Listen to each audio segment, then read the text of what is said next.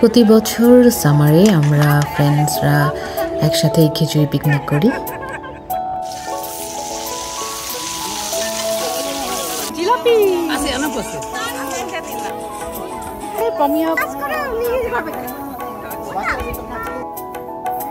আমরা মাঠেই সব রান্না বান্না করি, খিচুড়ি, গরুর মাংস, ডিম, সালাদ। ওরা জাস্ট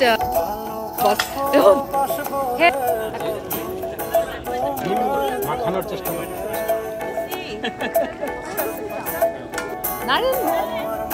গরম গরম খিচুড়ি মাংস রেডি। ঠিক আছে, হ্যাঁ, থ্যাংক ইউ, আলহামদুলিল্লাহ।